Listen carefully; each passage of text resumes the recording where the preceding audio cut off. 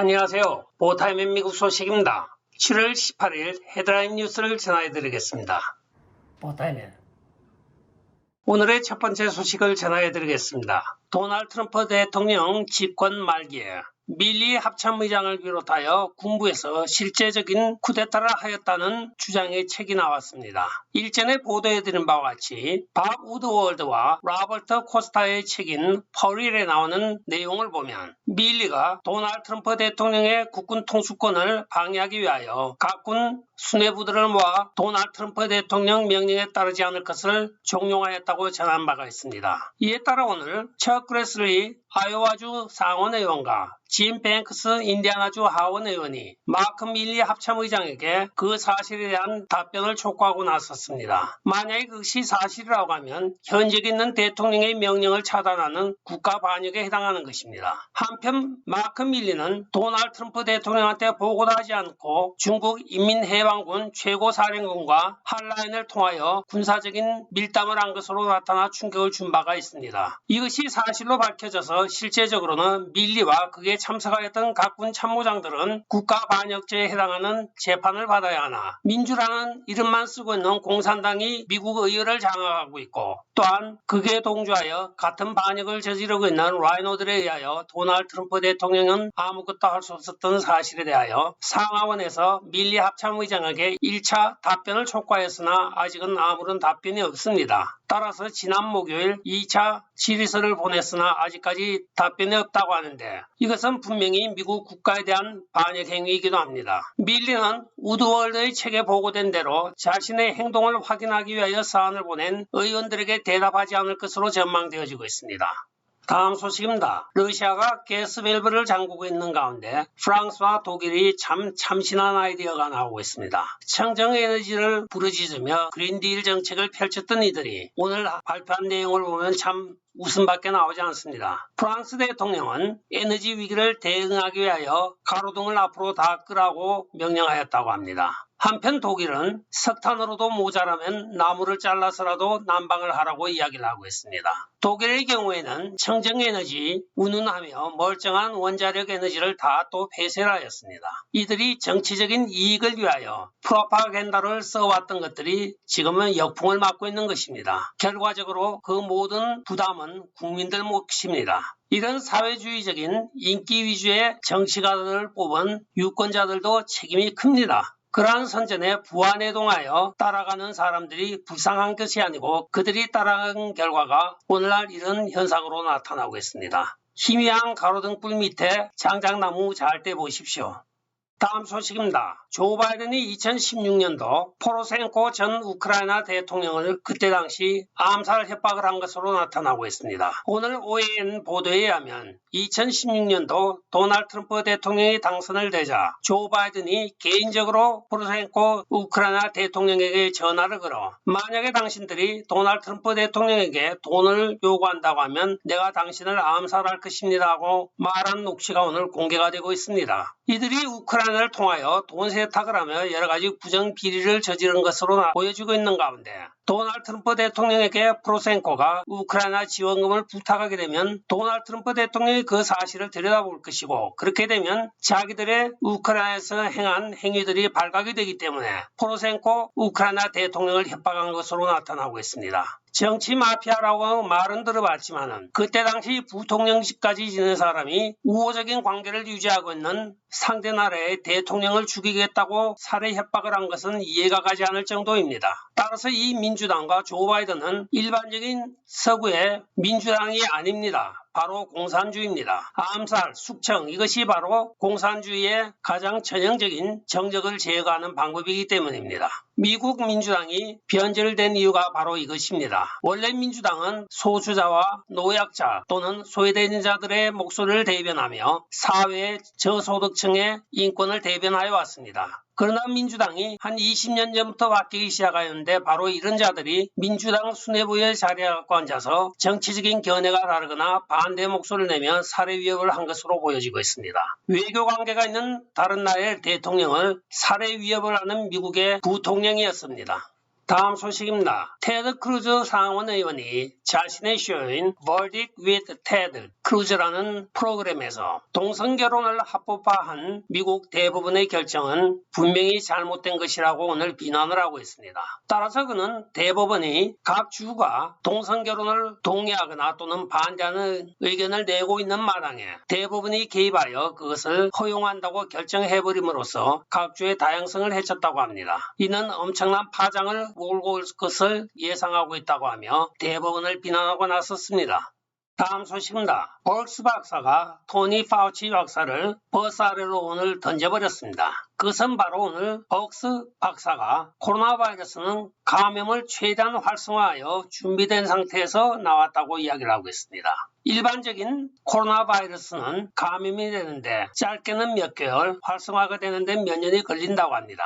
그러나 우한에서 왔던 이 바이러스는 벌써 1차 감염 때 완전 활성화가 되어 굉장한 위력을 발휘하게 되어 있다고 합니다. 그것은 실험실에서 실험을 위하여 만들어지는 것으로 자연적으로는 절대 발생할 수가 없다고 하며 그간에 파우치 박사가 이야기하였던 그 이야기들은 전부 거짓말이라고 오늘 기자와의 인터뷰에서 밝히고 있습니다. 또한 그녀는 미국 의사들과 공동으로 코로나 바이러스를 연구하며 프로젝트를 진행하였던 박쥐 박사 쉬도 바로 노스캐롤라이나 연구소의 일원이었다고 전하고 있습니다. 결국은 이들이 전 세계인을 상대로 전대미문의 사건을 만든 것입니다.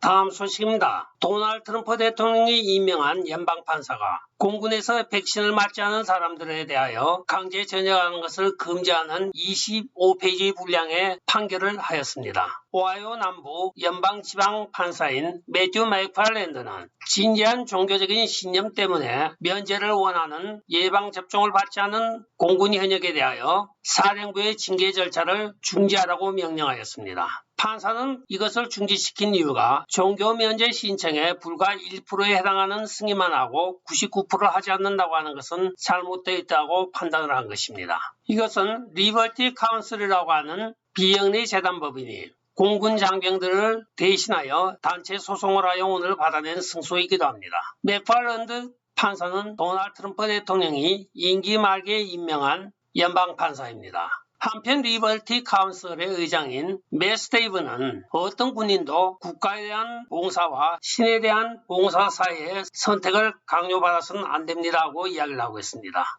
다음 소식입니다. 조 바이든이 사우디까지 날아가서 빈 살만 왕세자와 주먹질까지 잘 하였습니다. 그 주먹질 인사의 결과는 공수표입니다.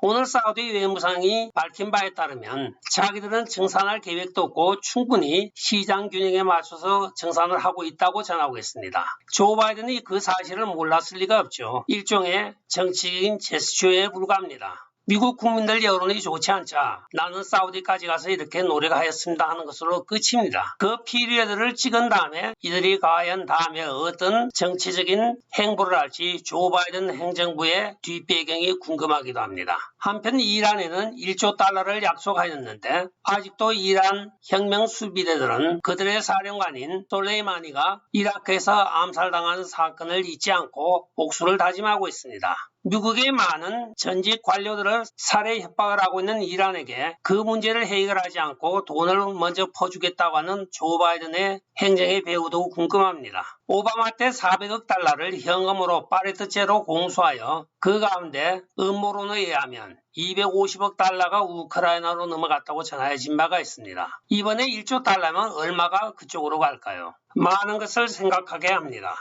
다음 소식입니다. 조 바이든 행정부의 강요들의 면목을 하나하나 살펴보다 나면 참 한심하기도 합니다. 에너지 원자력부 최고위직에 퀴어 출신의 사람이 앉아 있습니다. 그의 이름은 바로 샘 브런턴이라고 하며 게이들의 매춘 장소 옹호자로도 잘 알려져 있습니다. 그는 상위 1%에 해당하는 고위 급료를 받는 공무원에 속해 있으며 Q 비밀인가 허가증을 가지고 있다고 자기 트윗에 자랑을 하고 있습니다. 또한 자기가 1년에 만질 수 있는 예산이 450억 달러라고 하면서 희낙낙을 하고 있는데 여기에 Q 보안 등급이라고 하는 것은 최고위 비밀 취급 인가 허가증입니다. 따라서 미국의 대통령을 빼고 모든 장관들까지 들어갈 수 있는 비밀 취급 인가가 가능하다는 소리입니다. 이 보도자에 따르면 바이든 행정부를 들여다보면 광대쇼를 보는 것 같다고 하며 교통통신부 장관인 부티지 경우에는 남자 엄마로서 아기 수유한다고 휴가를 내기도 하곤 합니다. 또한 앤토니 블링컨 국무장관은 락앤롤을 좋아하는 락이기도 합니다. 우리의 상상을 초월한 이상한 인사가 지금 미국에서 이루어지고 있습니다. 다음 소식입니다. 미국의 정치는 바로 포용과 관용 그리고 협상을 통해서 아름다운 꽃을 이어갔던 민주주의 형태입니다. 그러나 최근에 미국의 정치 형태를 보면 보복과 상해의 연속입니다. 샌프란시스코 전 체사부댕 검사장의 후임으로 브루크 젠킨스가 취임을 하자마자 바로 치사부댕을 따랐던 15명의 검사장급을 전부 해임을 하고 있습니다. DA 오피스라고 하는 것은 일종의 법무부 법시행기관이므로 전문직들이 필요합니다. 그러나 자기와 컬러가 맞지 않고 자기의 명령을 듣지 않을 것이라고 예상되어짐에 따라 또는 그간의 동료로 일하면서 불편함을 느꼈던 사람들 15명을 집단으로 해고시켜버리고 있습니다. 이것은 잘잘못을 떠나서 미국의 모든 행정에 그간에 있어왔던 아름다운 화합이나 대화라는 자체가 없어져 가고 있는 현상이기도 합니다. 오늘의 마지막 소식을 전해드리겠습니다. 아래 보이는 3명은 바로 백인 혐오를 하고 있는 3명의 흑인입니다. 이들은 지난주 뉴욕시에서 버스에서 내리고 있는 백인 여성을 공격하였습니다. 그녀를 공격하면서 또 이 푸른 옷을 입은 흑인 여성은 노인을 향하여 너는 보나마나 도널드 트럼프 지지자야 하면서 경멸의 목소리로 몇 번을 외치면서 폭행을 하였다고 전해지고 있습니다. 폭행을 당하였던 이 노인은 지금 병원에 입원 중이며 뉴욕 경찰은 이 3명에 대하여 수배를 내리고 있습니다. 끝까지 시청해 주셔서 감사합니다. 좋아요, 구독, 알림 그리고 공유 부탁드리고 댓글 많이 부탁드리겠습니다. 안녕히 계시오. 바이.